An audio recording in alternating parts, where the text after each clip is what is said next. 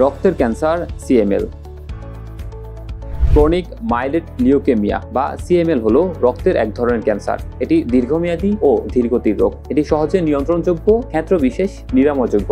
এই সিএমএল এ যখন এই টাইরোসিন কাইনেজ তার এই ডব্লিউবিসি বা শ্বেতকণিকাকে বৃদ্ধি করা শুরু করে, এটা চলতেই থাকে। এটা একেবারে অনিয়ন্ত্রিতভাবে স্বয়ংক্রিয়ভাবে এই বৃদ্ধিটা ঘটতে থাকে এবং এটা আর নর্মালি শরীরের যে অবস্থাতেই ফিরে আসুক, এটা কিন্তু আর নর্মালি ফিরে আসবে না।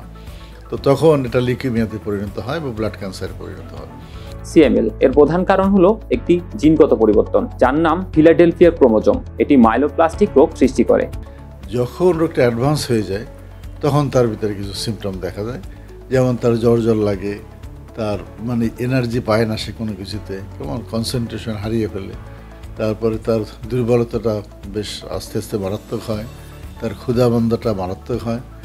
তারপরে হলো তার শরীরের ভিতরে কিছু লক্ষণ দেখা যায়, যেমন তার পেটে যদি সে হাত দেয় দেখতে পারে যে পেটটা শক্ত, বাঁদিকে বিশেষ করে, অর্থাৎ প্লিহাটা অনেক বড় হয়ে যায়।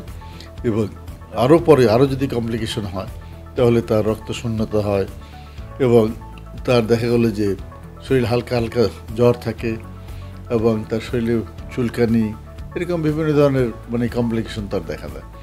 এবং এই অ্যানিমিয়া বা রক্ত স্বল্পতা এর কারণে তার অনেক দুর্বলতা থাকে এবং এর যে আরও যে কমপ্লিকেশনগুলো, যেমন তো কনসেন্ট্রেশন দিতে না পারা, ক্ষুধামন্দা, কেমন কাজে স্পৃহা না, এরকম এই ধরনের কিছু কিছু সিমটম তার থাকে।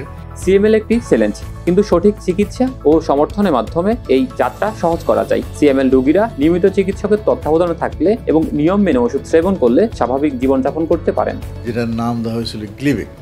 তখন এই গ্লিবেক খেয়ে সিএমএল এর রোগীরা খুশিতে রাস্তায় নেমে সেই দৌড়ে দৌড়ে বলতেছিল যে ইউরেকা, আমরা এমন কিছু পেয়েছি যে এই ক্যান্সার ভালো হওয়ার। তখন তারা শরীরের ভিতরে এমন একটা পরিবর্তন লক্ষ্য করলো যে এতদিন তারা সিএমএল এর যে সাইড এফেক্টগুলো, যে শারীরিক যে পরিবর্তনগুলো, সে তার জন্য তাদের যে সাফারিংস ছিল, এই ওষুধটা খাওয়ার পরে সাফারিংসগুলো কমে গেল এবং তারা সম্পূর্ণ সুস্থতা বোধ করলো।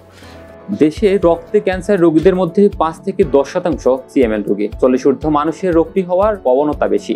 প্রতি 1000 জনের মধ্যে একজনের ক্যান্সার হওয়ার সম্ভাবনা। এখন এটা হলো ওয়ার্ল্ড ওয়াইড ক্যান্সারের incidence.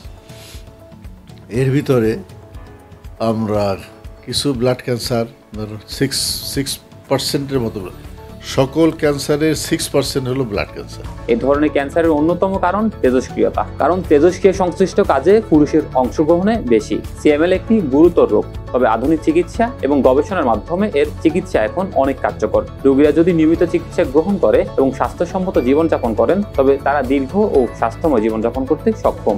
Saidur Rahman Noman, doctor TV, Dhaka.